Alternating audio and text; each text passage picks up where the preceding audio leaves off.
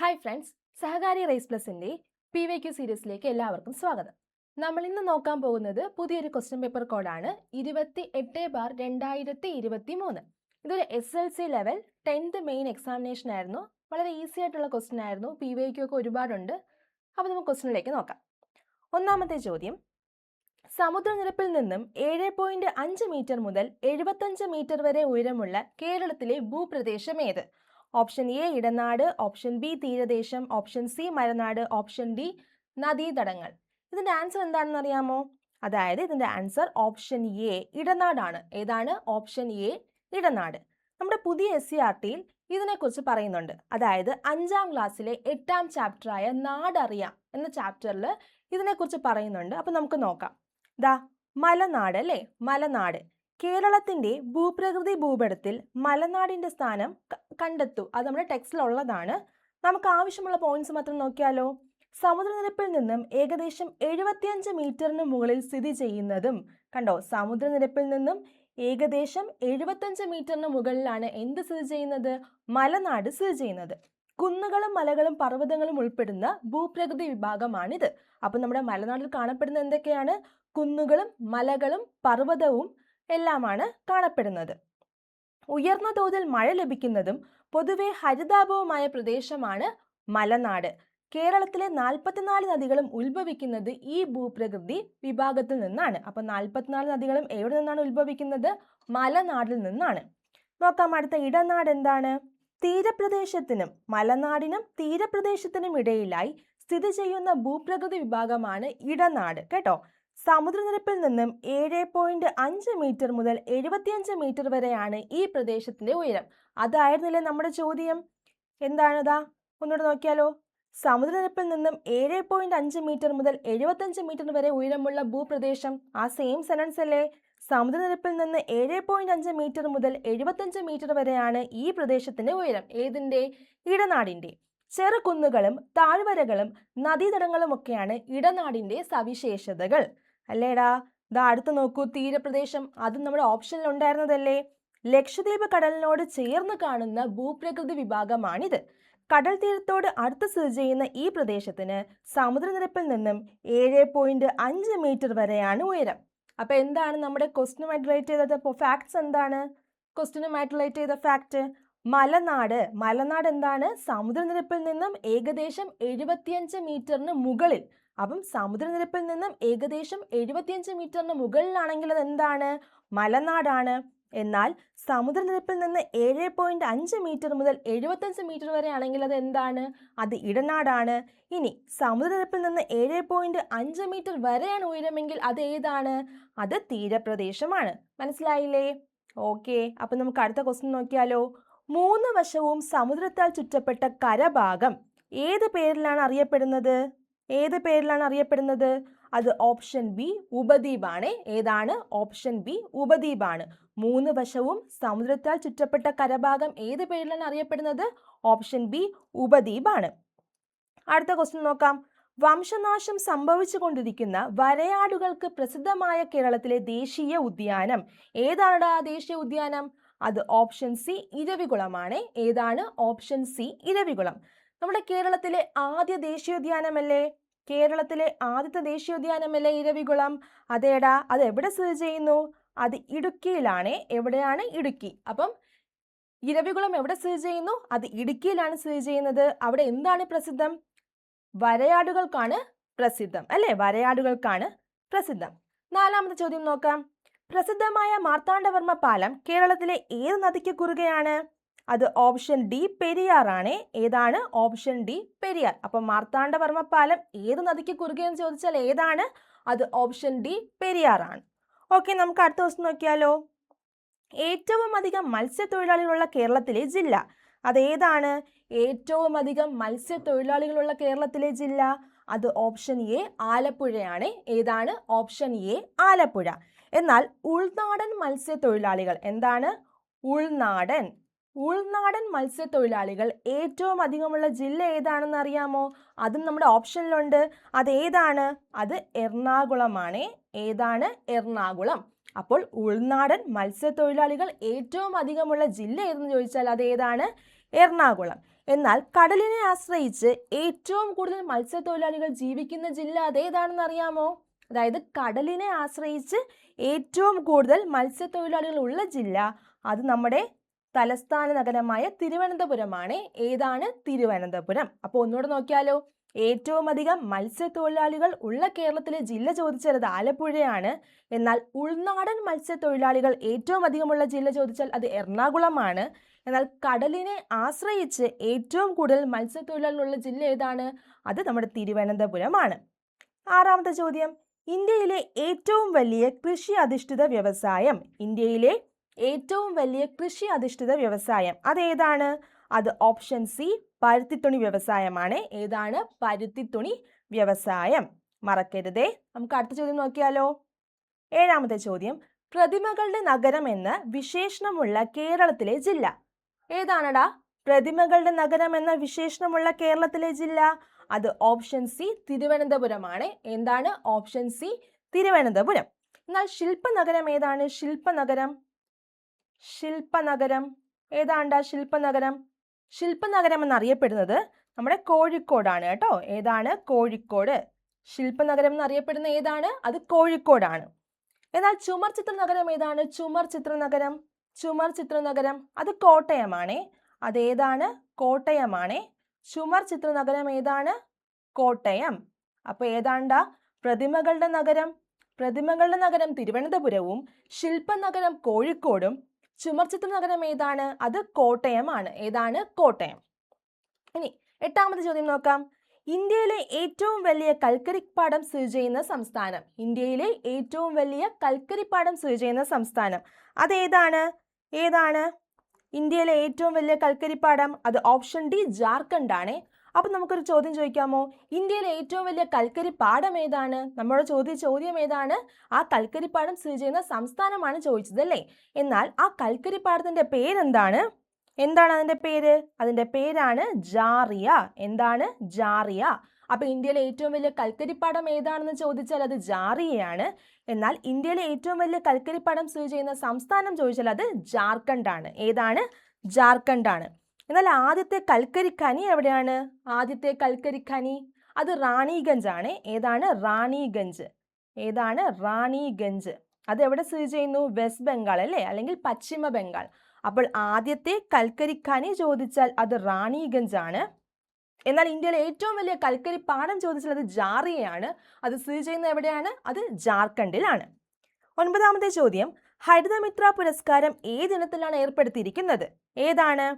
തെങ്ങ് കർഷകൻ, പച്ചക്കറി കർഷകൻ, പുഷ്പകൃഷി, കർഷക തൊഴിലാളി, ഒരുപാട് ഓപ്ഷൻ ഉണ്ടല്ലേ. ഏതാണ് ഹരിതമിത്ര പുരസ്കാരം? അത് ഓപ്ഷൻ ബി പച്ചക്കറി കർഷകനാണ്. ഏതാണ്? ഓപ്ഷൻ ബി പച്ചക്കറി കർഷകൻ. ഓക്കെ, നമുക്ക് അടുത്ത ചോദ്യം നോക്കിയാലോ. ഇന്ത്യയിലെ ഏറ്റവും ഉയരമുള്ള വെള്ളച്ചാട്ടം ഏത്? അതേതാണ്?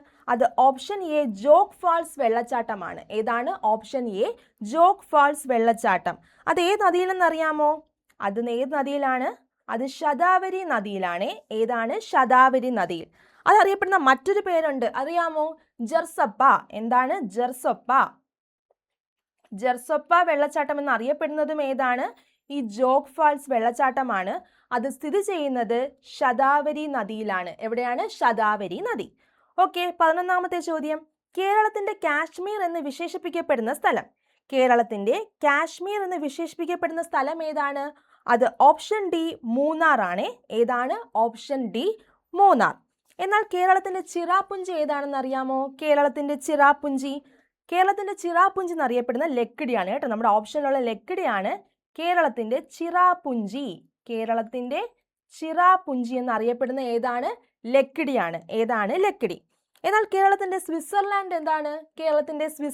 അതും നമ്മുടെ ഓപ്ഷനിലുണ്ട്. അതാണ് വാഗമൺ. ഏതാണ്? വാഗമൺ. അപ്പൊ കേരളത്തിന്റെ സ്വിറ്റ്സർലാൻഡ് എന്നറിയപ്പെടുന്ന എന്താണ്? വാഗമൺ ആണ്. കേരളത്തിന്റെ ചിറാപുഞ്ചി എന്നറിയപ്പെടുന്ന ഏതാണ്? അത് ലക്കിടിയാണ്. എന്നാൽ നോക്കിയാൽ കേരളത്തിന്റെ ആഫ്രിക്ക എന്നറിയപ്പെടുന്ന ഏതാണ്? അത് വയനാടാണ് കേട്ടോ. ഏതാണ്? വയനാട്.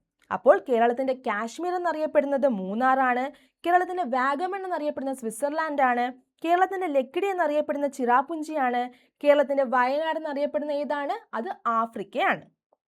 ഇനി 12ാമത്തെ ചോദ്യം, ഇന്ത്യയുടെ തദ്ദേശീയമായ COVID-19 വാക്സിൻ ഏതാണ്? ഇന്ത്യയുടെ തദ്ദേശീയമായ COVID-19 വാക്സിൻ ഏതാണ്? അത് ഓപ്ഷൻ സി കോവാക്സിൻ ആണ്. ഏതാണ്? കോവാക്സിൻ. നമുക്ക് 13ാമത്തെ ചോദ്യം നോക്കാം. കേരളത്തിലെ ആദ്യ ജലവൈദ്യുത പദ്ധതി അല്ലെ, കേരളത്തിലെ ആദ്യ ജലവൈദ്യുത പദ്ധതി. PSC പ്രിലിംസിന് ഏറ്റവും കൂടുതൽ ചോദിച്ച് PSC ആണ് താഴ്ന്ന ഒരു ക്വസ്റ്റ്യൻ ആണ്. ഒരിക്കലും തെറ്റിക്കരുത്. കേരളത്തിലെ ആദ്യ ജലവൈദ്യുത പദ്ധതിയാണ് ഓപ്ഷൻ ഡി പള്ളിവാസൽ. ഏതാണ്? Option D Pallivasal. നമുക്കറിയാം അത് ഏത് നദിയിലാണ്? മുതിരപ്പുഴ. ഏതാണ്? മുതിരപ്പുഴ നദിയിലാണ് പള്ളിവാസൽ. ആരുടെ ഭരണകാലത്തായിരുന്നു? ശ്രീ ചിത്ര തിരുനാളിന്റെ ഭരണകാലത്തായിരുന്നു കേരളത്തിന്റെ ആദ്യ ജലവൈദ്യുത പദ്ധതിയായ പള്ളിവാസൽ വന്നത്. ഏത് പുഴയിലാണ് അല്ലെങ്കിൽ ഏത് നദിയിലാണ്? മുതിരപ്പുഴയിലാണ്. ഓക്കെ, 14ാമത്തെ ചോദ്യം, വനങ്ങൾ വൃത്തിയായി സൂക്ഷിക്കുക എന്ന ലക്ഷ്യത്തോടെ വനം വകുപ്പ് ആരംഭിച്ച പദ്ധതി ആരാണ്? വനം വകുപ്പ് ആരംഭിച്ച പദ്ധതിയാണ് അല്ലേ. ഏതാണ്? അത് option B project green grass ആണ് കേട്ടോ. ഏതാണ്? Option B project green grass. 15ാമത്തെ ചോദ്യം, കേരളത്തിലെ ആദ്യ ശുചിത്വ പഞ്ചായത്ത് ഏതാണ്? കേരളത്തിലെ ആദ്യ ശുചിത്വ പഞ്ചായത്ത്. പോത്തുകൽ, വടകര, പരവൂർ, കിഴക്കമ്പലം. ഏതാണെടാ? അത് ഓപ്ഷൻ എ പോത്തുകലാണ് കേട്ടോ. മറക്കല്ലേ, ഓപ്ഷൻ എ പോത്തുകലാണ്. കേരളത്തിലെ ആദ്യ ശുചിത്വ പഞ്ചായത്ത് ഏതാണ്? അത് ഓപ്ഷൻ എ പോത്തുകൽ. അടുത്ത ചോദ്യം നോക്കാം. ഇന്ത്യയുടെ ധാന്യപ്പുര എന്നറിയപ്പെടുന്ന ഭൂപ്രകൃതി വിഭാഗം. ഇതും PSC ഒരുപാട് തവണ ചോദിച്ചൊരു ചോദ്യമാണ്. ഇന്ത്യയുടെ ധാന്യപ്പുര എന്നറിയപ്പെടുന്ന ഭൂപ്രകൃതി വിഭാഗം അത് ഏതാണ്? അത് ഓപ്ഷൻ ബി ഉത്തര മഹാസമതലമാണല്ലേ. ഏതാണ്? ഓപ്ഷൻ ബി ഉത്തര മഹാസമതലം. ഈ ക്വസ്റ്റ്യൻസ് ഒന്നും ഒരിക്കലും തെറ്റിക്കല്ലേ കേട്ടോ. ഒരിക്കലും തെറ്റിക്കല്ലേ. ഒരുപാട് തവണ PSC ആവർത്തിച്ച് ചോദിച്ച ചോദ്യമാണിത്. ഇനി 17ാമത്തെ ചോദ്യം, ഷോളയാർ അണക്കെട്ട് ഏത് നദിയുമായി ബന്ധപ്പെട്ടതാണ്? ഷോളയാർ അണക്കെട്ട് ഏത് നദിയുമായി ബന്ധപ്പെട്ടതാണ്? അത് ഓപ്ഷൻ എ ചാലക്കുടി പുഴയാണ്. ഏതാണ്? ഓപ്ഷൻ എ ചാലക്കുടി പുഴ. അപ്പൊ ഷോളയാർ അണക്കെട്ട് ഏത് നദിയുമായി ബന്ധപ്പെട്ടതാണ്? അത് ഓപ്ഷൻ എ ചാലക്കുടി പുഴയാണ്. 12ാമത്തെ ചോദ്യം, കേരളത്തിലെ ഏറ്റവും ചെറിയ ശുദ്ധജല തടാകം ഏതാണ്? കേരളത്തിലെ ഏറ്റവും ചെറിയ ശുദ്ധജല തടാകം അത് ഓപ്ഷൻ എ പൂക്കോട് തടാകമാണ്. ഏതാണ്? ഓപ്ഷൻ എ പൂക്കോട് തടാകം. അത് എവിടെ സ്ഥിതി ചെയ്യുന്നു? അത് വയനാടിലാണ്. എവിടെയാണ്? വയനാട്. അപ്പൊ എവിടെ സ്ഥിതി ചെയ്യുന്നു? അത് വയനാടാണേ.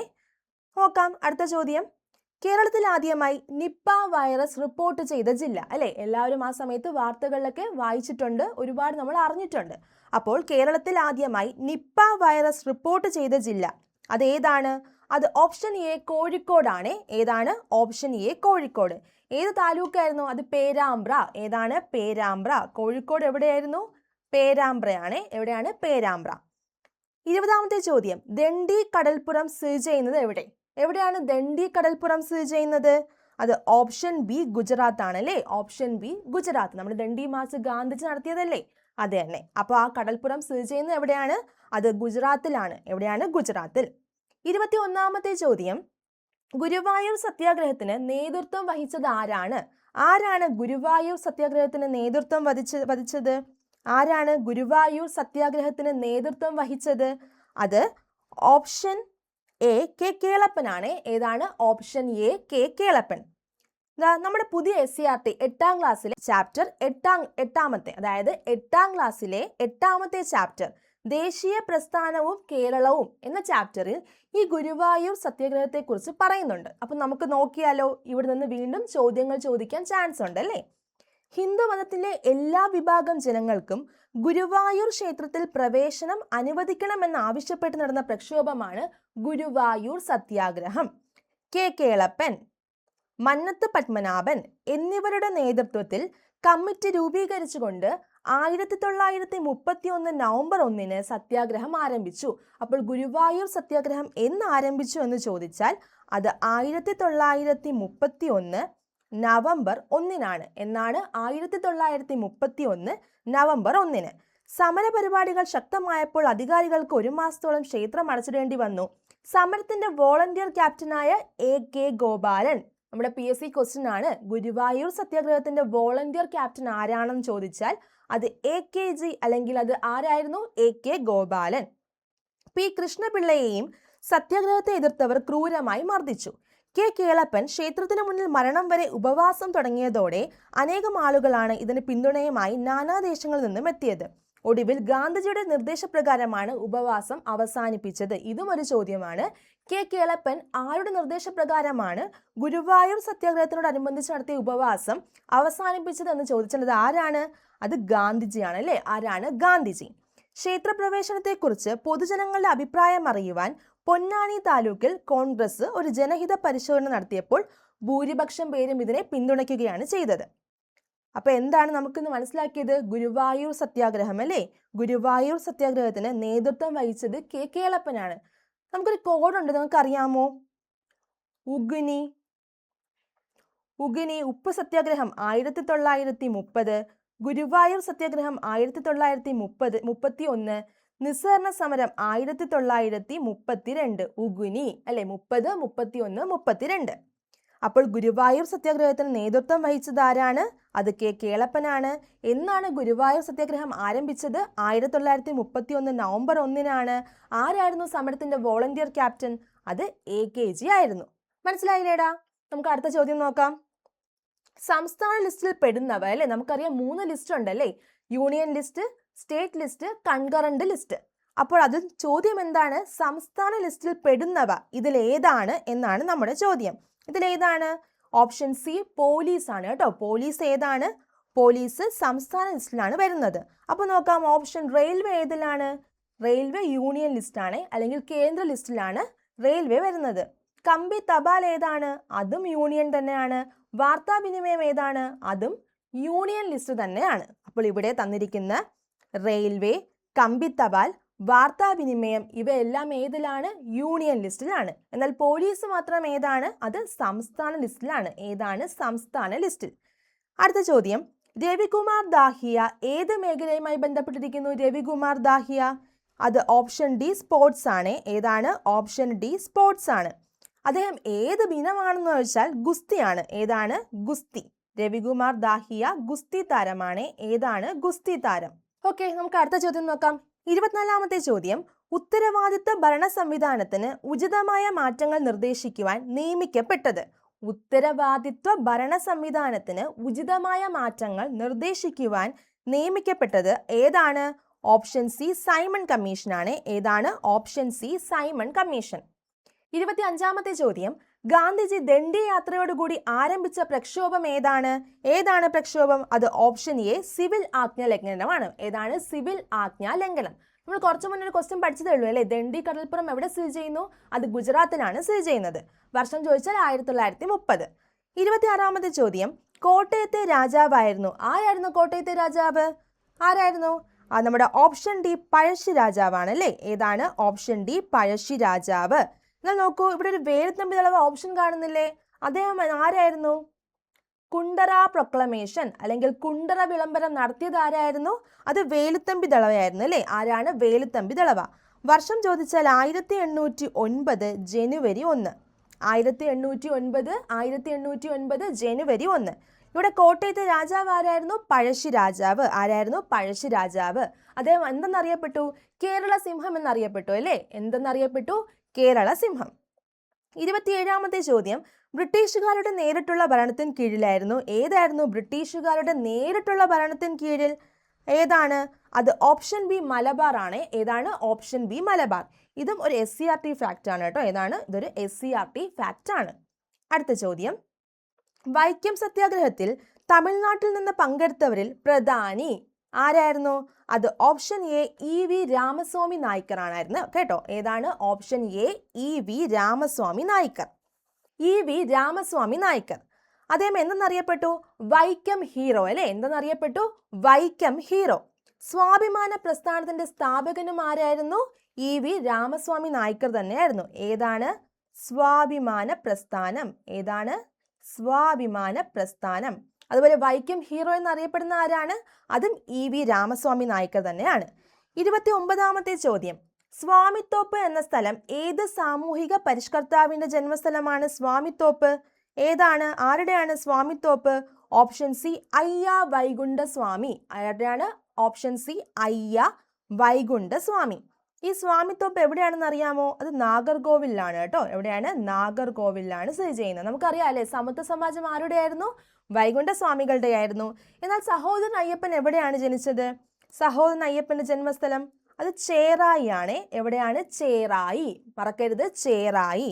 എന്നാൽ ശ്രീനാരായണ ഗുരു എല്ലാവർക്കും അറിയാം അല്ലേ? എവിടെയാണ്? ചെമ്പഴന്തി. എവിടെയാണ്? ചെമ്പഴന്തി. ശ്രീനാരായണ ഗുരുയുടെ എവിടെയാണ്? ചെമ്പഴന്തി. എന്നാൽ ചട്ടമ്പി സ്വാമി ജനിച്ചത് എവിടെയാണ്?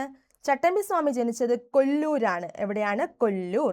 എവിടെയാണ്? കൊല്ലൂർ കണ്ണമ്മൂല. എവിടെയാണ്? കൊല്ലൂർ കണ്ണമ്മൂല. അപ്പോൾ സ്വാമിത്തോപ്പിൽ ജനിച്ചത് ആരായിരുന്നു? വൈകുണ്ഠ സ്വാമികളായിരുന്നു. സഹോദരൻ അയ്യപ്പൻ ജനിച്ചത് എവിടെയാണ്? ചേറായി ആണ്.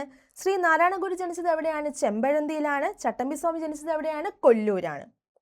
30ാമത്തെ ചോദ്യം, മൗലിക കർത്തവ്യങ്ങൾ ഉൾപ്പെട്ടിരിക്കുന്ന ഭരണഘടനാ ഭാഗം ഏതാണ്? ഭരണഘടനാ ഭാഗം മൗലിക കർത്തവ്യങ്ങൾ അത് ഓപ്ഷൻ ഡി 4A. ഭാഗം 4A അല്ലെ? മൗലിക കർത്തവ്യങ്ങൾ എവിടെയാണ്? ഓപ്ഷൻ ഡി 4Aയിലാണ്. 4A. എന്നാൽ ഭാഗം 3 ഏതാണ്? ഭാഗം 3 അത് മൗലിക അവകാശമാണ് കേട്ടോ. ഏതാണ്? മൗലിക അവകാശമാണ് ഭാഗം 3 കാണുന്നത്. എന്നാൽ ഭാഗം 2 ഏതാണ്? ഭാഗം 2 പൗരത്വമാണ് കേട്ടോ. ഭാഗം 2 ഏതാണ്? പൗരത്വമാണ്. ഭാഗം 3 മൗലിക അവകാശമാണ്. ഭാഗം 4A ഏതാണ്? മൗലിക കർത്തവ്യങ്ങളാണ്. അടുത്ത ചോദ്യം, ബേലൂർ മഠം ആസ്ഥാനമായി പ്രവർത്തിക്കുന്ന സംഘടന. ബേലൂർ മഠം ആസ്ഥാനമായി പ്രവർത്തിക്കുന്ന സംഘടന ഏതാണ്? അത് ഓപ്ഷൻ ബി രാമകൃഷ്ണ മിഷനാണ് കേട്ടോ. ഏതാണ്? ഓപ്ഷൻ ബി രാമകൃഷ്ണ മിഷനാണ്. എന്നാൽ ബേലൂർ സന്യാസി എന്നറിയപ്പെടുന്ന ആരാണെന്ന് അറിയാമോ? ബേലൂർ സന്യാസി അത് നമ്മുടെ സ്വാമി വിവേകാനന്ദനാണ്. ആരാണ്? സ്വാമി വിവേകാനന്ദൻ. അപ്പൊ ബേലൂർ സന്യാസി എന്നറിയപ്പെടുന്ന ആരാണ്? സ്വാമി വിവേകാനന്ദൻ. ഈ രാമകൃഷ്ണ മിഷന്റെ ആസ്ഥാനം എവിടെയാണ്? അതും ബേലൂർ തന്നെയാണ് കേട്ടോ. എവിടെയാണ്? ബേലൂർ. അപ്പൊ രാമകൃഷ്ണ മിഷൻ ആസ്ഥാനം എവിടെയാണ്? ബേലൂർ. അത് തന്നെയാണ് നമ്മളോട് ചോദ്യം ചോദിച്ചത്. എന്താണ്? ബേലൂർ മഠം ആസ്ഥാനമായി പ്രവർത്തിക്കുന്ന സംഘടനയാണ് രാമകൃഷ്ണ മിഷൻ. എന്നാൽ ബേലൂർ സന്യാസി എന്നറിയപ്പെട്ടത് ആരാണ്? അത് സ്വാമി വിവേകാനന്ദനാണ്. ആരാണ്? സ്വാമി വിവേകാനന്ദൻ. അടുത്ത ചോദ്യം നോക്കാം. പൊതുമരാമത്ത് വകുപ്പ് മന്ത്രി ആരാണ്? പൊതുമരാമത്ത് വകുപ്പ് മന്ത്രി ആരാണ്? ഓപ്ഷൻ എ മുഹമ്മദ് റിയാസ് ആണ് അല്ലേ? Option A Muhammad Riyas. PSC എപ്പോഴും ചോദിക്കുന്ന ചോദ്യമാണ്. കേരളത്തിലെ മുഖ്യമന്ത്രിമാരുടെയും അവരുടെ വകുപ്പുകളും അതുപോലെ തന്നെ കേന്ദ്രത്തിലുള്ള മന്ത്രിമാരുടെയും വകുപ്പുകളുടെയും ചോദ്യങ്ങൾ PSC ആവർത്തിക്കാറുണ്ട്. തീർച്ചയായും പഠിച്ചിട്ട് എക്സാമിന് പോകാവൂ. അപ്പോൾ ഇവിടെ ചോദിച്ചെന്താണ്? പൊതുമരാമത്ത് വകുപ്പ് മന്ത്രി ആരാണ്? മുഹമ്മദ് റിയാസ് ആണ്. KN ബാലഗോപാൽ ആരാണ്? KN ബാലഗോപാൽ ധനകാര്യ മന്ത്രിയാണ് അല്ലേ? ധനകാര്യ മന്ത്രി.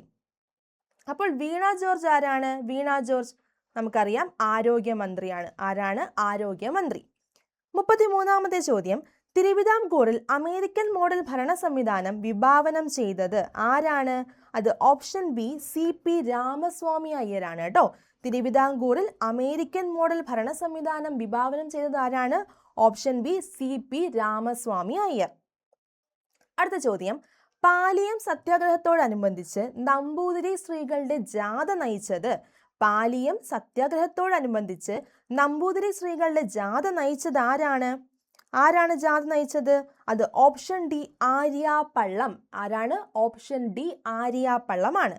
നമ്മുടെ 8ാം ക്ലാസ് തന്നെ 8ാമത്തെ ചാപ്റ്റർ ദേശീയ പ്രസ്ഥാനവും കേരളവും നമ്മൾ കുറച്ചു മുന്നേ നോക്കിയില്ലേ? ഗുരുവായൂർ സത്യാഗ്രഹത്തെക്കുറിച്ച് പറഞ്ഞ അതേ ചാപ്റ്ററിൽ തന്നെ പാലിയം സത്യാഗ്രഹത്തെക്കുറിച്ചും പറയുന്നുണ്ട്. നമുക്ക് നോക്കാം. അയിത്തോച്ചാടനത്തിനായി കേരളത്തിൽ നടന്ന മറ്റൊരു സമരമായിരുന്നു 1947-48 പാലിയം സത്യാഗ്രഹം. വർഷം കണ്ടോ? 1947-48. ചോദ്യം ഇങ്ങനെയും വരാം.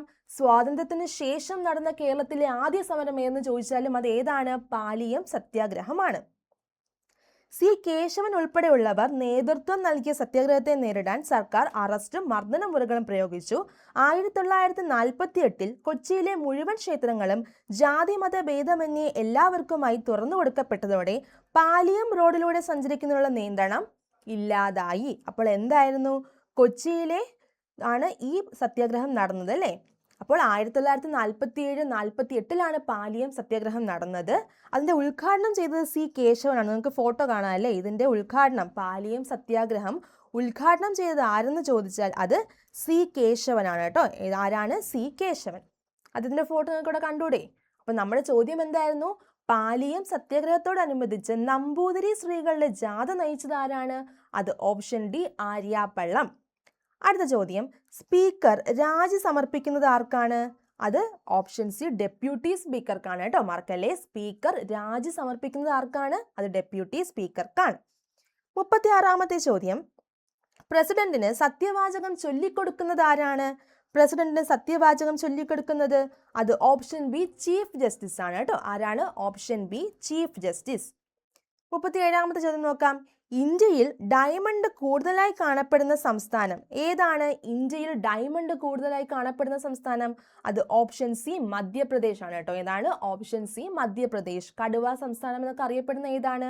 അത് മധ്യപ്രദേശ് ആണ് അല്ലേ. 38ാമത്തെ ചോദ്യം, റിസർവ് ബാങ്കിന്റെ ആസ്ഥാനം ഏതാണ്? ഓപ്ഷൻ ബി മുംബൈ ആണ്. ഏതാണ്? Option B Mumbai. നിലവിലെ RBI ഗവർണർ ആരാണ്? ഒരു സി ആണ് അല്ലെ. നിലവിലെ RBI ഗവർണർ, നിലവിലെ RBI ഗവർണർ ആണ്, മറക്കരുത്, സഞ്ജയ് മൽഹോത്ര. ആരാണ്? സഞ്ജയ് മൽഹോത്ര. ഈ RBI നിലവിൽ വന്നത് എന്നാണ്? ഏതാണ് വർഷം? മറക്കരുത്, 1935 ഏപ്രിൽ 1 RBI നിലവിൽ വരുന്നത്. ഇപ്പോഴത്തെ ഗവർണർ ആരെന്ന് ചോദിച്ചാൽ, RBI ഗവർണർ ആരാണെന്ന് ചോദിച്ചാൽ അത് സഞ്ജയ് മൽഹോത്രയാണ്. മറക്കരുത് കേട്ടോ. RBIയുടെ ആസ്ഥാനം അപ്പോൾ എവിടെയാണ്?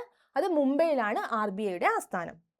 39ാമത്തെ ചോദ്യം, പ്ലാസ്റ്റിക് മണി എന്നറിയപ്പെടുന്ന എന്താണ്? പ്ലാസ്റ്റിക് മണി അത് ഓപ്ഷൻ സി ക്രെഡിറ്റ് കാർഡ് ആണ് കേട്ടോ. എന്താണ്? ക്രെഡിറ്റ് കാർഡാണ് പ്ലാസ്റ്റിക് മണി എന്ന് അറിയപ്പെടുന്നത്. 40ാമത്തെ ചോദ്യം, ലോക ബാങ്കിന്റെ മറ്റൊരു പേര് എന്താണ്? ലോക ബാങ്കിന്റെ മറ്റൊരു പേര് ഏതാണ്ടാ? ലോക ബാങ്കിന്റെ മറ്റൊരു പേര് അത് IBRD ആണ് കേട്ടോ. ഏതാണ്? Option A IBRD. 41ാമത്തെ ചോദ്യം, താഴെ തന്നിട്ടുള്ള 2 പ്രസ്താവനകളിൽ നിന്നും നിങ്ങൾ മനസ്സിലാക്കുന്നത്, നമ്മൾ ഇത്രയും ചെയ്ത ചോദ്യത്തിൽ ഇപ്പോഴാണ് ഒരു സ്റ്റേറ്റ്മെന്റ് ക്വസ്റ്റ്യൻ വന്നത് അല്ലേ. അപ്പൊ നമുക്ക് നോക്കാം. 1ാമത്തെ സ്റ്റേറ്റ്മെന്റ്, സ്വാതന്ത്ര്യത്തിന് മുമ്പുള്ള ഇന്ത്യയുടെ ദാരിദ്ര്യ രേഖയെക്കുറിച്ച് ആദ്യ വിശകലനം നടത്തിയത് ദാദാബായി നവറോജി ആയിരുന്നു. ശരിയാണോ? ശരിയാണല്ലേ. എന്താണ്? ശരിയാണ്. സ്വാതന്ത്ര്യത്തിന് മുമ്പുള്ള ഇന്ത്യയുടെ ദാരിദ്ര്യ രേഖയെക്കുറിച്ച് ആദ്യ വിശകലനം നടത്തിയത് ഉറപ്പായും ദാദാബായി നവറോജി തന്നെയായിരുന്നു. ജയിൽ ജീവിത ചെലവ് എന്ന ആശയം ദാദാബായി നവറോജിയുമായി ബന്ധപ്പെട്ടിരിക്കുന്നു. ജയിൽ കോസ്റ്റ് മെത്തേഡ് കറക്റ്റ് ആണ്. ജയിൽ ജീവിത ചെലവ് എന്ന ആശയം ആരുമായി ബന്ധപ്പെട്ടിരിക്കുന്നു? ദാദാബായി നവറോജിയുമായി ബന്ധപ്പെട്ടിരിക്കുന്നു. അപ്പോൾ 2 സ്റ്റേറ്റ്മെന്റും ശരിയായതുകൊണ്ട് ഏതായിരിക്കും? ഓപ്ഷൻ സി ആണല്ലേ. 2 പ്രസ്താവനകളും ശരിയാണ്. അടുത്ത ചോദ്യം, ഇന്ത്യയുടെ ആസൂത്രണ കമ്മീഷൻ ചെയർമാൻ ആരാണ്? ഇന്ത്യയുടെ ആസൂത്രണ കമ്മീഷൻ ചെയർമാൻ ആരാണ്? ഓപ്ഷൻ സി പ്രധാനമന്ത്രിയാണ്. ആരാണ്? ഓപ്ഷൻ സി പ്രധാനമന്ത്രി. ഈ ആസൂത്രണ കമ്മീഷൻ നിലവിൽ വന്നത് 1950-ലാണ്. എന്നാൽ ഇപ്പോൾ ഈ ആസൂത്രണ കമ്മീഷൻ ഉണ്ടോ? ഇല്ല അല്ലേ. നീതി ആയോഗ് വന്നതോടുകൂടി ആസൂത്രണ കമ്മീഷൻ ഇല്ലാതായി. അപ്പോൾ ഈ ആസൂത്രണ കമ്മീഷന്റെ ചെയർമാൻ ആരാണ്? പ്രധാനമന്ത്രിയാണ്. നീതി ആയോഗിന്റെ ചെയർമാനും ആരെന്ന് ചോദിച്ചാൽ ആരാണ്? അതും പ്രധാനമന്ത്രി തന്നെയാണ്. അടുത്ത ചോദ്യം, ഹരിത വിപ്ലവത്തിന്റെ ഉപജ്ഞാതാവ് ആരാണ്? ഹരിത വിപ്ലവത്തിന്റെ ഉപജ്ഞാതാവ് എല്ലാവർക്കും അറിയാവുന്ന ആൻസർ ആണല്ലേ. Option A doctor MS Swaminathan. ആരാണ്? Doctor MS Swaminathan. ഇത് മരിച്ച ഡേറ്റ് ഒക്കെ PSC ഒരുപാട് ചോദിച്ചിട്ടുണ്ട്. എന്നായിരുന്നു? 2023 സെപ്റ്റംബർ 28 ആര് മരണപ്പെട്ടത്? ഡോക്ടർ MS സ്വാമിനാഥൻ മരണപ്പെട്ടത്. 44ാമത്തെ ചോദ്യം, കേരളത്തിലെ ആദ്യ സമ്പൂർണ്ണ കമ്പ്യൂട്ടർ സാക്ഷരതാ പഞ്ചായത്ത് ഏതാണ്? കേരളത്തിലെ ആദ്യ സമ്പൂർണ്ണ കമ്പ്യൂട്ടർ സാക്ഷരതാ പഞ്ചായത്ത് അത് ഓപ്ഷൻ ബി വെള്ളനാടാണ്. ഏതാണ്? Option B Vellanad. മറക്കരുതേ. അടുത്ത ചോദ്യം, ശരിയായ ജോഡി ഏതാണ് ശരിയായ ജോഡി? നമുക്ക് നോക്കാം. വള്ളത്തോൾ പുരസ്കാരം മലയാള സാഹിത്യത്തിലെ മികച്ച കൃതിക്കുള്ള പുരസ്കാരം. ശരിയാണോ? അല്ലല്ല, തെറ്റാണല്ലേ അത്. വള്ളത്തോൾ പുരസ്കാരം എന്തിനാണ്? മലയാള സാഹിത്യത്തിലെ സമഗ്ര സംഭാവനയ്ക്കുള്ള പുരസ്കാരമാണ്. അടുത്ത ഓപ്ഷൻ ബി ഓടക്കുഴൽ പുരസ്കാരം മികച്ച മലയാള കവിതയ്ക്കുള്ള പുരസ്കാരം. ശരിയാണ്. ഓപ്ഷൻ സി നോക്കൂ, അതാണ് നമ്മുടെ ആൻസർ. വള്ളത്തോൾ പുരസ്കാരം മലയാള സാഹിത്യത്തിലെ സമഗ്ര സംഭാവനയ്ക്കുള്ള പുരസ്കാരമാണ്. എന്നാൽ 2024 വള്ളത്തോൾ പുരസ്കാരം ആർക്കായിരുന്നു? 2024 വള്ളത്തോൾ പുരസ്കാരം അത് അശോകൻ ചെരുവിലാണ്. ആർക്കായിരുന്നു? അശോകൻ ചെരുവിലായിരുന്നു 2024 വള്ളത്തോൾ പുരസ്കാരം ലഭിച്ചത്. എന്നാൽ 2025 ഓടക്കുഴൽ പുരസ്കാരം ആർക്കായിരുന്നു? 2025 ഓടക്കുഴൽ പുരസ്കാരം അത് EP രാജഗോപാലിനാണ് കേട്ടോ. ആർക്കാണ്? EP രാജഗോപാൽ. അദ്ദേഹത്തിന് ഒരു കൃതി ഉണ്ടായിരുന്നു അല്ലേ? ഏതായിരുന്നു കൃതി? ഉൾക്കഥ. ഏതാണ്? ഉൾക്കഥ. മറക്കരുത്. 2025 ഓടക്കുഴൽ പുരസ്കാരം ആർക്കായിരുന്നു? EP രാജഗോപാലിനായിരുന്നു. കൃതി ചോദിച്ചാൽ ഏതാണ്? ഉൾക്കഥയാണ്. ഏതാണ്? ഉൾക്കഥ. എന്നാൽ 2025 പത്മപ്രഭ പുരസ്കാരം കിട്ടിയത് ആർക്കാണെന്ന് അറിയാമോ? 2025 പത്മപ്രഭ പുരസ്കാരം അത് ആലങ്കോട് ലീലാകൃഷ്ണനാണ്. ആർക്കാണ്? ആലങ്കോട് ലീലാകൃഷ്ണൻ. ആലങ്കോട് ലീലാകൃഷ്ണനാണ് 2025 പത്മപ്രഭ പുരസ്കാരം ലഭിച്ചത്. നമ്മുടെ PSC അവാർഡ്, അതിൻ്റെ കൃതികൾ, ആരെഴുതി, ഇതൊക്കെ ചോദിക്കാറുണ്ട്. സോ അത് ഉറപ്പായിട്ടും പഠിച്ചു വെക്കുക. 46ാമത്തെ ചോദ്യം, ഹിപ്പപ്പൊട്ടാമസ് ചുവന്ന വിയർപ്പുള്ള ജീവി എന്നാണ് അറിയപ്പെടുന്നത്. തൊലിപ്പുറത്ത് കാണപ്പെടുന്ന ചുവന്ന തുള്ളികൾ എന്താണ്? അത് രക്തമൊന്നുമല്ല അല്ലെ? ഓപ്ഷൻ എയിൽ തന്നിരിക്കുന്ന രക്തം അതൊന്നുമല്ല. എന്താണ്? ഓപ്ഷൻ സി സ്രവമാണ് കേട്ടോ. എന്താണ്? ഓപ്ഷൻ സി സ്രവമാണ്. അപ്പൊ ഇതെന്താണ്? ഹിപ്പപ്പൊട്ടാമസ് ചുവന്ന വിയർപ്പുള്ള ജീവി എന്നാണ് അറിയപ്പെടുന്നത്. തൊലിപ്പുറത്ത് കാണപ്പെടുന്ന ചുവന്ന തുള്ളികൾ എന്താണെന്ന് ചോദിച്ചാൽ അത് സ്രവമാണ്. 47ാമത്തെ ചോദ്യം, പക്ഷിപ്പാട്ട്, കപ്പപ്പാട്ട് എന്നിവ ഏത് സംഗീത വിഭാഗത്തിൽ ഉൾപ്പെടുന്നു? കുറെ ഉണ്ട്. വടക്കൻ പാട്ടുകൾ, മാപ്പിളപ്പാട്ടുകൾ, നാടൻ പാട്ടുകൾ, ഗസൽ. ഏതാണ്? പക്ഷിപ്പാട്ട്, കപ്പപ്പാട്ട്. ഇത് മാപ്പിളപ്പാട്ടി വരുന്നതാണ് കേട്ടോ. ഏതാണ്? മാപ്പിളപ്പാട്ടുകൾ വരുന്നതാണ് പക്ഷിപ്പാട്ട്, കപ്പപ്പാട്ടൊക്കെ. തെറ്റായ ജോഡി ഏത്? ഏതാണ് തെറ്റായ ജോഡി? നോക്കാം. നെഹ്റു ഗോൾഡ് കപ്പ് ഫുട്ബോൾ ശരിയാണോ? ശരിയാണല്ലേ? ശരിയാണ്. ഓപ്ഷൻ ബി വേൾഡ് കപ്പ് ക്രിക്കറ്റുമായി ബന്ധപ്പെട്ടിരിക്കുന്നു. ഒരിക്കലും ആർക്കും തെറ്റില്ല അല്ലേ? എല്ലാവരും നമുക്ക് വേൾഡ് കപ്പ് ഒക്കെ അറിയുന്ന കാര്യമാണ്. അതും ശരിയാണ്. ആഗാ ഖാൻ കപ്പ്, ആഗാ ഖാൻ കപ്പ് ഏതാണ്? അത് ഹോക്കിയാണ്. അതും ശരിയാണ്. എന്നാൽ ഓപ്ഷൻ ഡി നോക്കിയേ, ഡേവിഡ് കപ്പ് ബാഡ്മിന്റൺ ശരിയാണോ? അല്ല അല്ലേ? ഡേവിഡ് കപ്പ് ബാഡ്മിന്റൺ അല്ല. നമുക്കൊരു ഡേവിസ് കപ്പ് അറിയാമോ? Davis cup. ഡേവിസ് കപ്പ് അത് നമ്മുടെ ടെന്നീസുമായി ബന്ധപ്പെട്ടതാണ് കേട്ടോ. ഏതാണ്? ടെന്നീസുമായി ബന്ധപ്പെട്ടതാണ് ഡേവിസ് കപ്പ്. ഏതാണ്? Davis cup. 49ാമത്തെ ചോദ്യം, ഈയിടെ അന്തരിച്ച അകിത മിയാവാക്കി ഏത് മേഖലയുമായി ബന്ധപ്പെട്ട വ്യക്തിയാണ്? അത് ഓപ്ഷൻ എ പരിസ്ഥിതിയാണ്. നമ്മൾ കേട്ടില്ലേ? മിയാവാക്കി വനം കേട്ടിട്ടില്ലേ? അപ്പോൾ അകിത മിയാവാക്കി ഏത് മേഖലയുമായി ബന്ധപ്പെട്ട വ്യക്തിയാണ് എന്ന് ചോദിച്ചാൽ അത് ഓപ്ഷൻ എ പരിസ്ഥിതിയാണ്. ഓപ്ഷൻ എ പരിസ്ഥിതി. 50ാമത്തെ ചോദ്യം നോക്കാം. മെയ് 2021 കേരളം, കർണാടകം, ഗോവ, മഹാരാഷ്ട്ര, ഗുജറാത്ത് എന്നീ സംസ്ഥാനങ്ങളിലെ തീരപ്രദേശത്ത് നാശം വിതച്ച അതിതീവ്ര ചുഴലിക്കാറ്റ് യാസ്, ബുറേവി, നിവാർ, ടൗട്ടെ ഇതെല്ലാം ചുഴലിക്കാറ്റുകളുടെ പേരാണല്ലേ. ഇവിടെ ചോദിച്ച ക്വസ്റ്റ്യൻ എന്താണ്? മെയ് 2021 കേരളം, കർണാടകം, ഗോവ, മഹാരാഷ്ട്ര, ഗുജറാത്ത് എന്നീ സംസ്ഥാനങ്ങളിലെ തീരപ്രദേശത്ത് നാശം വിതച്ച അതിതീവ്ര ചുഴലിക്കാറ്റ് അതേതാണ്? ഓപ്ഷൻ ഡി ഡൗട്ടെ ആണ്. ഏതാണ്? ഓപ്ഷൻ ഡി ഡൗട്ടെ. അടുത്ത ചോദ്യം നോക്കാം. OTTയുടെ പൂർണ്ണ രൂപം എന്തായിരുന്നു? നമ്മൾ ലോക്ക്ഡൗൺ ടൈമൊക്കെ ഒരുപാട് കേട്ട പേരാണ് അല്ലേ? OTT platform. എന്താണ് ആ OTTയുടെ full form? Over the top, online transmission technique, online transverse technique, over the technique. ഏതാണ്? OTT. അത് option A over the top ആണ്. Option A over the top ആണ്. അടുത്ത ചോദ്യം, കേരളത്തിന് എത്ര വർഷങ്ങൾക്ക് ശേഷമാണ് ഒരു ഒളിമ്പിക് മെഡൽ ജേതാവിനെ സൃഷ്ടിക്കാൻ കഴിഞ്ഞത്?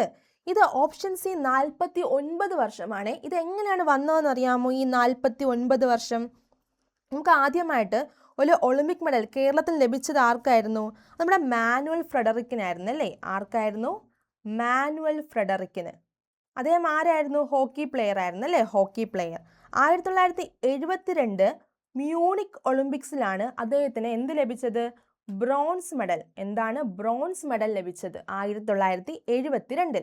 എന്നാൽ ഈ 49 വർഷങ്ങൾക്ക് ശേഷം വീണ്ടും ഒരു മെഡൽ നമുക്കിവിടെ കേരളത്തിന് ലഭിക്കുകയുണ്ടായി. അത് ആരെന്നറിയാമോ? നമ്മുടെ PR ശ്രീജേഷ് അല്ലേ? എല്ലാവർക്കും അറിയുന്ന വ്യക്തിയാണ് അല്ലേ? PR ശ്രീജേഷ്. അദ്ദേഹത്തിനും എന്തായിരുന്നു? ബ്രോൺസ് ആയിരുന്നു അല്ലേ? എന്താണ്? ബ്രോൺസ് ആണ്. രണ്ടുപേരും എന്തായിരുന്നു? ഗോൾ കീപ്പേഴ്സ് ആയിരുന്നു. PR ശ്രീജേഷിന് ലഭിച്ച എന്നാണ്?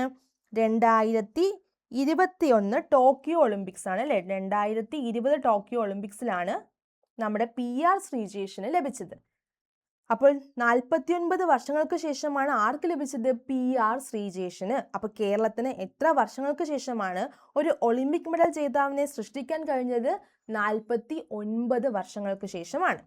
53ാമത്തെ ചോദ്യം, ആഹാരത്തിന്റെ ദഹനം പൂർത്തിയാകുന്ന ദഹന വ്യവസ്ഥയുടെ ഭാഗം ഏതാണ്? ആഹാരത്തിന്റെ ദഹനം പൂർത്തിയാകുന്ന ദഹന വ്യവസ്ഥയുടെ ഭാഗം അത് ഓപ്ഷൻ ബി ചെറുകുടലാണ്. ഏതാണ്? Option B ചെറുകുടൽ. 54ാമത്തെ ചോദ്യം, കാഴ്ചയുമായി ബന്ധപ്പെട്ട ജീവകം.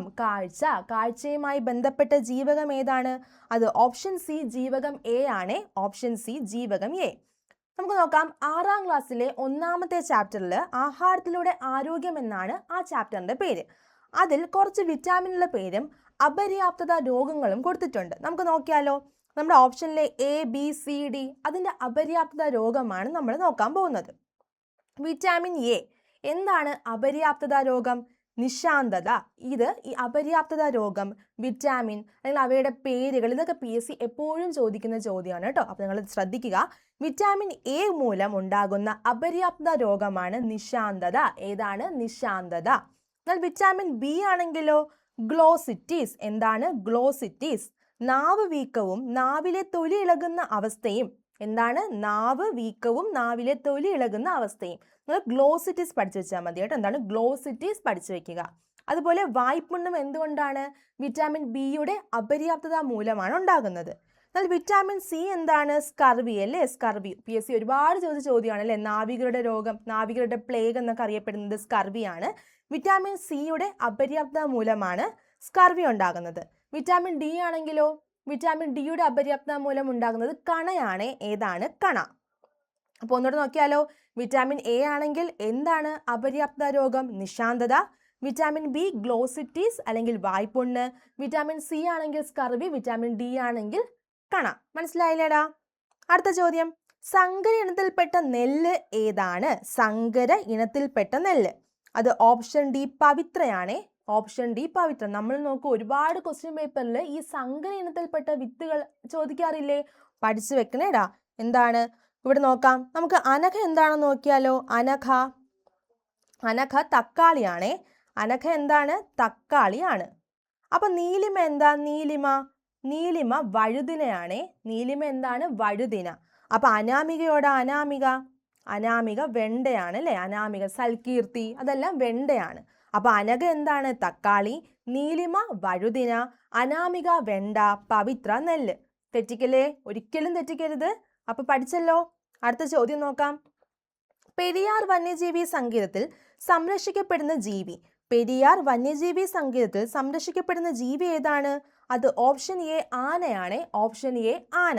സിംഹാലം കുരങ്ങാണെങ്കിലോ അത് സൈലന്റ് വാലി ആണ് അല്ലേ? Silent Valley. നമ്മൾ കുറച്ചു മുമ്പ് വരയാട് പഠിച്ചില്ലേ? എവിടെയായിരുന്നു വരയാട്? അത് ഇരവികുളമാണ്. എവിടെയാണ്? ഇരവികുളം. ഓക്കെ. 57ാമത്തെ ചോദ്യം, പ്രകാശ സംശ്ലേഷണത്തിന്റെ ഉൽപ്പന്നം. പ്രകാശ സംശ്ലേഷണം, ഫോട്ടോസിന്തസിസ്. എന്താണ് ഉൽപ്പന്നം? എന്താണ് ഉണ്ടാവുന്നത്? ഓപ്ഷൻ ബി ഗ്ലൂക്കോസ് ആണ്. ഓപ്ഷൻ ബി ഗ്ലൂക്കോസ് ആണ്. 58ാമത്തെ ചോദ്യം, കേരളത്തിൽ ആദ്യം നിപ്പ റിപ്പോർട്ട് ചെയ്ത ജില്ല. വീണ്ടും ചോദ്യം ആവർത്തിച്ചു അല്ലേ? നമ്മളിത് കുറച്ച് മുന്നേ പഠിച്ചതാണ്. എവിടെയാണ്? അത് ഓപ്ഷൻ ഡി കോഴിക്കോട്. ഒരു ക്വസ്റ്റിനിൽ തന്നെ 2 ക്വസ്റ്റ്യൻ ആവർത്തിച്ചിട്ടുണ്ട്. അപ്പോൾ കേരളത്തിൽ ആദ്യം നിപ്പ റിപ്പോർട്ട് ചെയ്ത ജില്ല ഏതാണ്? കോഴിക്കോട്. 59ാമത്തെ ചോദ്യം, താഴെ പറയുന്നവയിൽ കോവിഡ് വാക്സിൻ ഏതാണ്? താഴെ പറയുന്നവയിൽ കോവിഡ് വാക്സിൻ ഏതാണ്? അത് option A Johnson and Johnson ആണ് അല്ലേ? Option A Johnson and Johnson. BCG എന്താണ്? BCG ക്ഷയത്തിനാണ് അല്ലേ? BCG ക്ഷയത്തിന് നൽകുന്ന വാക്സിൻ ആണ്. DPT എന്താണ്? DPT diphtheria, pertussis, tetanus. D എന്താണ്? ഡിഫ്തീരിയ. P പെർട്ടൂസിസ് അല്ലെങ്കിൽ വില്ലൻ ചുമ. T എന്താണ്? ടെറ്റനസ്. 60ാമത്തെ ചോദ്യം, അറ്റോമിക നമ്പർ 13ഉം മാസ് നമ്പർ 22ഉം ആയാൽ ഒരു ആറ്റത്തിൽ എത്ര ന്യൂട്രോണുകൾ ഉണ്ട്?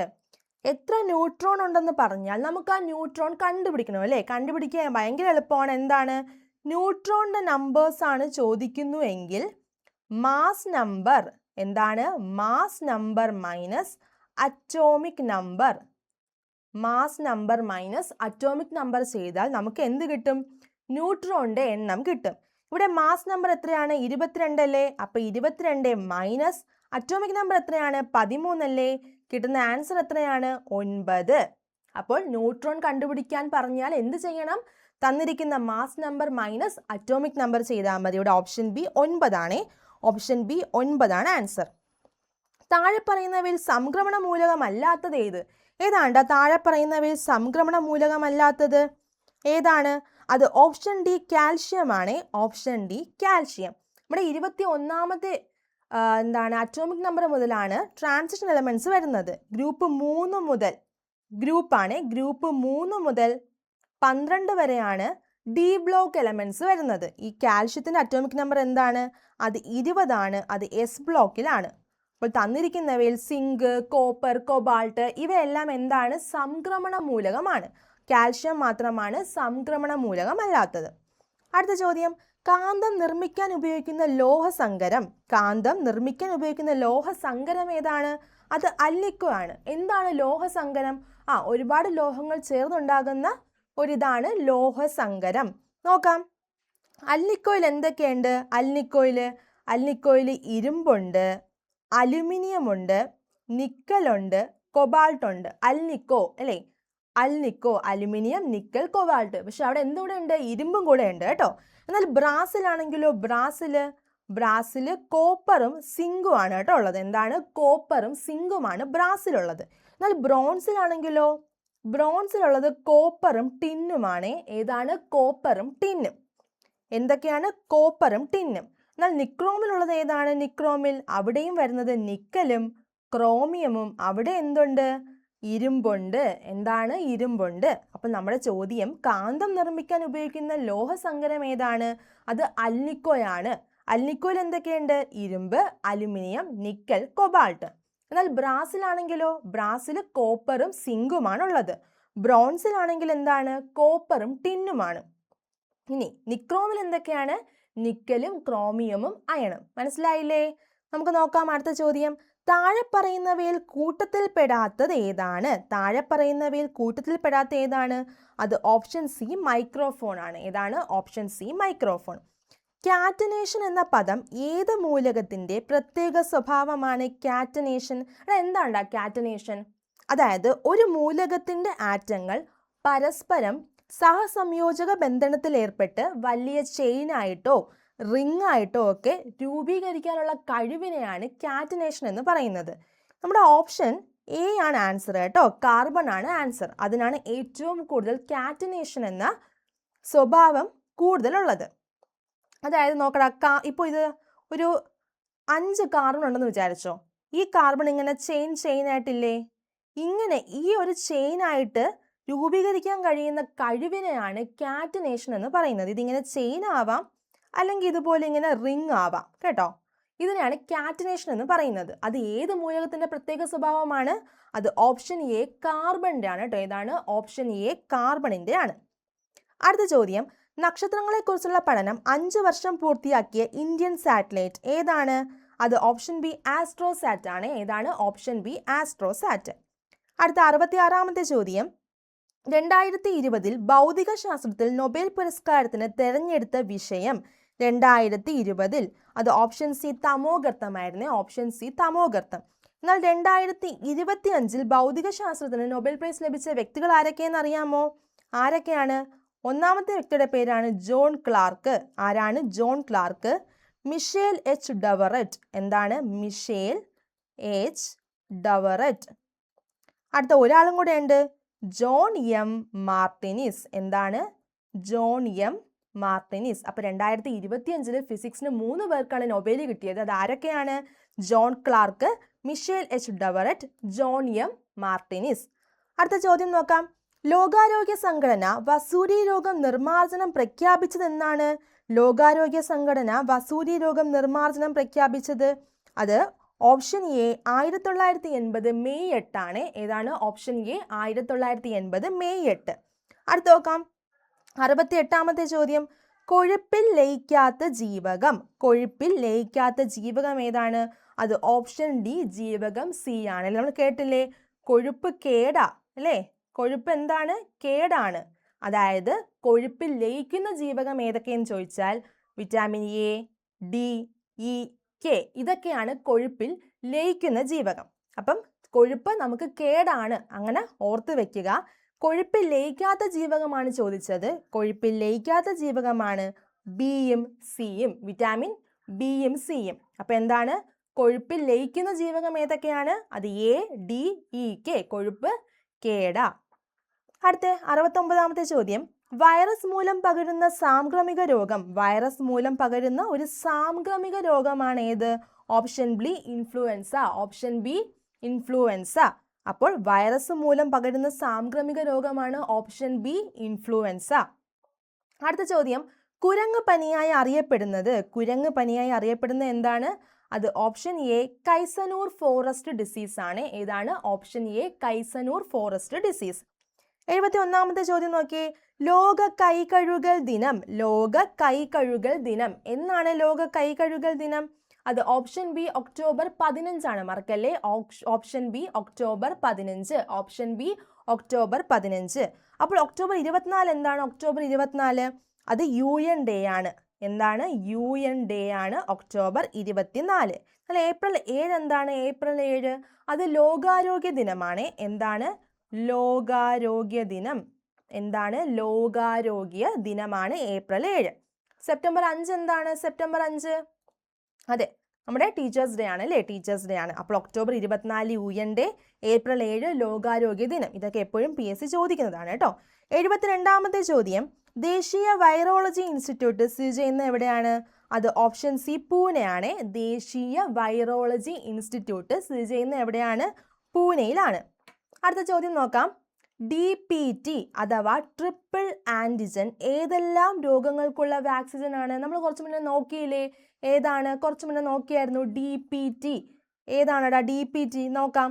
ഞാൻ പറഞ്ഞല്ലോ DPT ഡിഫ്തീരിയ, ടെറ്റനസ്, വില്ലൻ ചുമ. ഡിഫ്തീരിയ, ടെറ്റനസ്, വില്ലൻ ചുമ. ഓപ്ഷൻ ബി ആണ്. ഡിഫ്തീരിയ, ടെറ്റനസ്, വില്ലൻ ചുമയാണ് DPT അഥവാ ട്രിപ്പിൾ ആൻറ്റിജൻ. Triple antigen. വില്ലൻ ചുമയുടെ മറ്റൊരു പേരായിരുന്നു എന്ത്? പെർറ്റൂസിസ്. എന്താണ്? പെർറ്റൂസിസ്. അതിനാണ് P വന്നത് കേട്ടോ. പെർറ്റൂസിസ്. ഡിഫ്തീരിയ, പെർറ്റൂസിസ്, ടെറ്റനസ്, അല്ലെങ്കിൽ ഡിഫ്തീരിയ, വില്ലൻ ചുമ, ടെറ്റനസ്. 74ാമത്തെ ചോദ്യം, താഴെ പറയുന്നവയിൽ ജീവിതശൈലി രോഗം ഏതാണ്? അല്ലേ, താഴെ പറയുന്നവയിൽ ജീവിതശൈലി രോഗം ഏതാണ്? അത് ഓപ്ഷൻ എ അർബുദം, പ്രമേഹം, പക്ഷാഘാതം. ഇതെല്ലാം നമ്മുടെ ജീവിതശൈലി രോഗങ്ങളാണ് കേട്ടോ. അതുകൊണ്ടാണ് ഇത് വന്നത്. അർബുദം, പ്രമേഹം, പക്ഷാഘാതം. 75ാമത്തെ ചോദ്യം, കേരള സർക്കാരിൻ്റെ അവയവദാന പരിപാടി. കേരള സർക്കാരിൻ്റെ അവയവദാന പരിപാടി ഏതാണ്? ഓപ്ഷൻ സി മൃതസഞ്ജീവനി. ഓപ്ഷൻ സി മൃതസഞ്ജീവനി. നമ്മുടെ ബ്രാൻഡ് അംബാസിഡർ മോഹൻലാൽ ആണ് അല്ലേ? ആരാണ്? മോഹൻലാലാണ് ബ്രാൻഡ് അംബാസിഡർ. അടുത്ത 76ാമത്തെ ചോദ്യം, വർദ്ധിച്ചു വരുന്ന ജീവിതശൈലി രോഗങ്ങൾ പരിഹരിക്കുന്നതിനായി ആരോഗ്യ വകുപ്പ് നടപ്പിലാക്കി വരുന്ന പദ്ധതി ഏതാണ്? വർദ്ധിച്ചു വരുന്ന ജീവിതശൈലി രോഗങ്ങൾ പരിഹരിക്കുന്നതിനായി ആരോഗ്യ വകുപ്പ് നടപ്പിലാക്കി വരുന്ന പദ്ധതിയാണ് ഓപ്ഷൻ എ അമൃതം ആരോഗ്യം. ഏതാണ്? അമൃതം ആരോഗ്യം. അപ്പോൾ എന്താണ് ഈ ശലഭം? എന്താണ് ശലഭം? നവജാത ശിശുക്കളിൽ പരിശോധനകൾ നടത്തി വൈകല്യങ്ങൾ കണ്ടെത്താൻ സംസ്ഥാന സർക്കാർ ആരംഭിച്ച പദ്ധതിയാണ് ഏത്? ശലഭം. നവജാത ശിശുക്കളിൽ പരിശോധനകൾ നടത്തി വൈകല്യങ്ങൾ കണ്ടെത്താൻ സംസ്ഥാന സർക്കാർ ആരംഭിച്ച പദ്ധതി. അപ്പൊ ശലഭം ആരുമായി ബന്ധപ്പെട്ടിരിക്കുന്നു? നവജാത ശിശുക്കളുമായി ബന്ധപ്പെട്ടിരിക്കുന്നു അല്ലെ? നവജാത ശിശുക്കളുമായി ബന്ധപ്പെട്ടിരിക്കുന്നു. അപ്പോൾ എന്താണ് സുഹൃതം? എന്താണ് സുഹൃതം? കേരള സർക്കാരിന്റെ സൗജന്യ ക്യാൻസർ ചികിത്സാ പദ്ധതി. സൗജന്യ ക്യാൻസർ ചികിത്സാ പദ്ധതിയാണ് എന്ത്? സുഹൃതം. സൗജന്യ ക്യാൻസർ ചികിത്സാ പദ്ധതി. സൗജന്യ ക്യാൻസർ ചികിത്സാ പദ്ധതി. അപ്പോൾ എന്താണ് സമാശ്വാസം? വൃക്കയ്ക്ക് തകരാറ് മൂലം ഡയാലിസിസിന് വിധേയരാകുന്ന BPL രോഗികൾക്ക് പ്രതിമാസം ധനസഹായം നൽകുന്ന പദ്ധതിയാണ് സമാശ്വാസം. അപ്പോൾ സമാശ്വാസം എന്താണ്? വൃക്കയ്ക്ക് തകരാറ് മൂലം ഡയാലിസിസ് ചെയ്യുന്ന BPL രോഗികൾക്ക് പ്രതിമാസം ധനസഹായം നൽകുന്ന പദ്ധതി. നമ്മുടെ ചോദ്യം ഇവിടെ എന്തായിരുന്നു? വർദ്ധിച്ചു വരുന്ന ജീവിതശൈലി രോഗങ്ങൾ പരിഹരിക്കുന്നതിനായി ആരോഗ്യവകുപ്പ് നടപ്പിലാക്കുന്ന പദ്ധതിയായിരുന്നു അമൃതം ആരോഗ്യം. 77ാമത്തെ ചോദ്യം, ഇപ്പോഴത്തെ കേരള ആരോഗ്യ കുടുംബക്ഷേമ വകുപ്പ് മന്ത്രി ആരായിരുന്നു? അത് ഓപ്ഷൻ ബി ശ്രീമതി വീണ ജോർജ് ആണ് അല്ലേ? ഓപ്ഷൻ ബി ശ്രീമതി വീണ ജോർജ്. നമ്മൾ കുറച്ചു മുന്നേ പറഞ്ഞു ആരോഗ്യമന്ത്രി.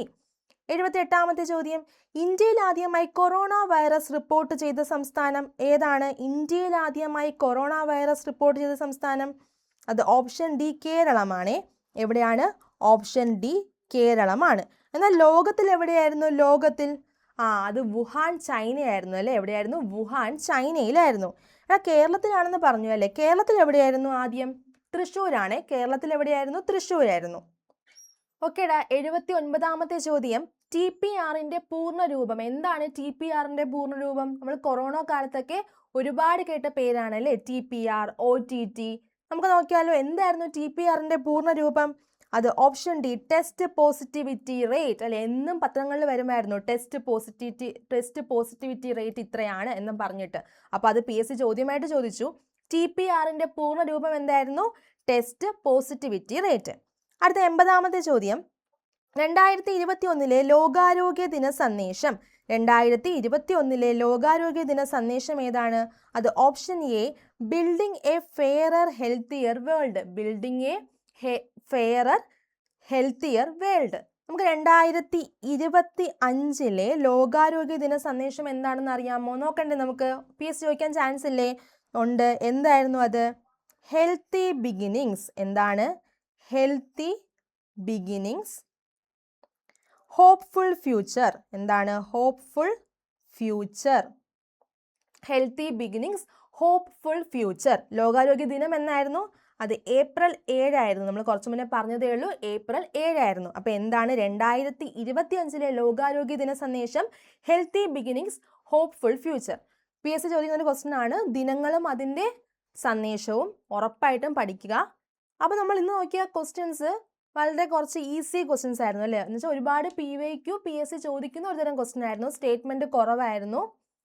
അപ്പം നമ്മൾ ഇന്ന് പഠിച്ച ക്വസ്റ്റ്യൻ പേപ്പർ എല്ലാവർക്കും മനസ്സിലായി എന്ന് വിശ്വസിക്കുന്നു. നന്നായിട്ട് പഠിക്കുക. തീർച്ചയായിട്ടും നിങ്ങൾക്ക് ലിസ്റ്റിലെത്താൻ കഴിയും. നിങ്ങളുടെ സ്വപ്നമായൊരു ഗവൺമെൻറ് ജോലി നിങ്ങൾക്ക് നേടാൻ കഴിയും. നന്നായിട്ട് പഠിക്കുക. PYQ അതുപോലെ വർക്കൗട്ട് ചെയ്യുക. നിങ്ങളുടെ PYQ സീരീസ് കാണുന്നതിലൂടെ നിങ്ങൾക്ക് ഒരു നഷ്ടവും സംഭവിക്കില്ല. എക്സാം ഹാളിൽ നിങ്ങൾക്ക് ഇത് യൂസ്ഫുൾ ആകുകയുള്ളൂ. അപ്പോൾ എല്ലാവരും നന്നായിട്ട് പഠിക്കുന്നു എന്ന് വിശ്വസിക്കുന്നു. All the best. Thank you.